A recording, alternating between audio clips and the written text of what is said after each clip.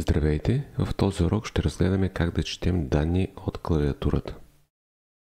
За целта отиваме на нашия пакет по подразбиране, даваме десен бутон New Class. Пишем име на нашата програма.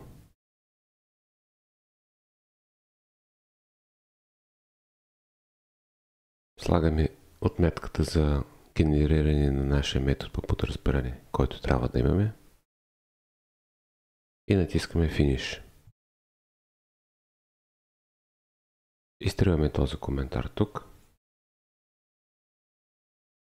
И тук трябва да създадем нашия скенер. Скенерът представлява променлива от тип скенер. Както може да имаме променлива от тип string, така може да имаме и тази променлива. За целта пишем следния ред. Скенер. Слагаме някакво име, каквото преценим, че е правилно.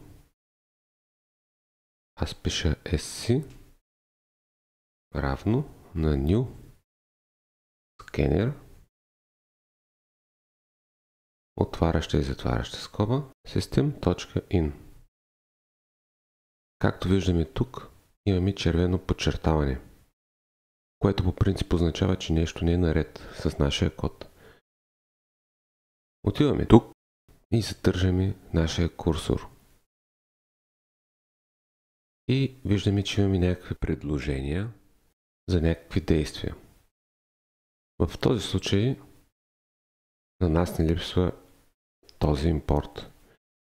За създаването на някои променливи са ни нужни други неща, които да прибавим към нашия код. Тези неща идват с помощта на импортите. За да работи нашия скенер, трябва да напишем следното. Импорт разстояние и тук трябва да опишем какво включваме към нашия код. Java.util.scanner запитая. И сега виждаме, че нашия скенер вече не е подчертан с червена линия. До тук добре. Сега ще създадем една променлива от тип string, в която ще пазим име на някакъв град. String city равно на София. Точка и запитая. За да разпечатаме този град в конзолата е ето тук, пишем следния ред. System.out.println. Отваряща и затваряща скоба и вътре пишем това, което искаме да разпечатаме, т.е. да покажем. City. Точка и запитая. Запазваме промените в нашия код. Десен бутон и стартираме програмата чрез RNS Java Application. Програмата ни отпечатва София, но винаги когато стартираме програмата, тя ще отпечатва все София. Нашата цел тук е да използваме този скенер, да въвеждаме град и този град да го разпечатаме. Какво трябва да променим по нашия код? Махаме този текст тук и пишем следното. Пишем името на нашата променлива за скенер sc next line. Записваме промените и стартираме нашата програма.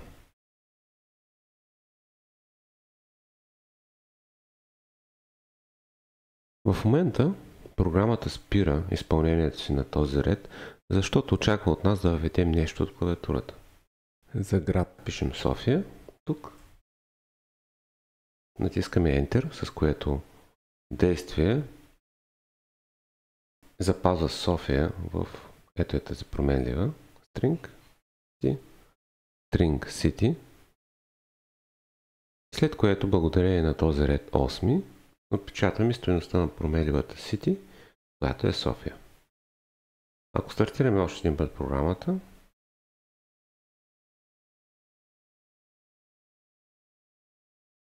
и напишем друг град, той ще се отпечата. По този начин ние вземаме текст от клавиатурата и го отпечатваме. Сега какво ще стане, ако искаме да вземем число? Основните числа, които ние знаем, са от тип int или от тип double, т.е. число цяло число или число с десетична точка. Задаваме променлива от тип int num1, която да е равна на нещо, което идва от клавиатурата.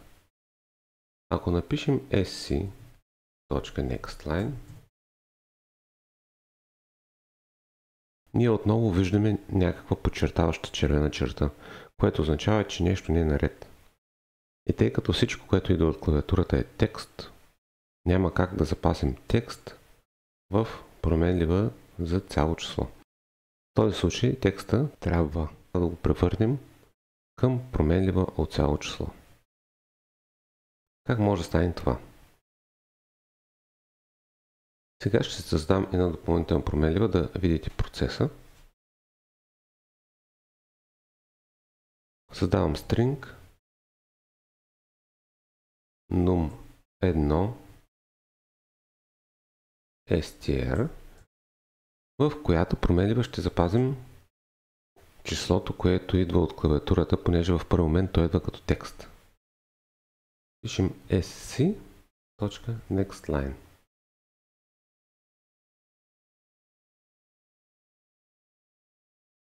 И сега на този ред пишем следното. Пишем integer, което идва от целите числа, точка parse int. И в тези скоби трябва да сложим числото, което е под формата на текст. num1 string. И тогава това число, което е въведено под формата на текст в първи момент, чрез integer.parseInt се конвертира до цяло число в Java и се запазва в променлива тип int. Когато говорим за числа с десетична точка, ситуацията е подобна. Пишем string num2 string равно на името на нашата променлива за скенер .nextLine. Създаваме тук нашата променлива от тип число с десетична точка и пишем, че е равна на double. Когато натиснем Ctrl Space, ние може да получим и някакви предложения тук и с Enter направо може да ги избираме. Това помага за по-бързото писане на код и е по-удобно. Но е хубаво за момента вие всичко да си знаете, да си го правите ръчно. Double.parse double и даденото ни десетично число под формата на string.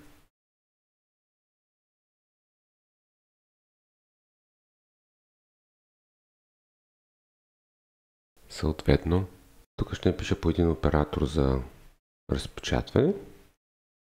Ще си взема това и ще си го копирам.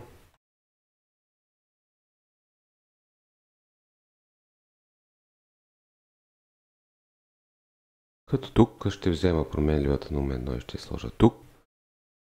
num2 ще я взема и ще я сложа тук. Сега, ако стартираме програмата,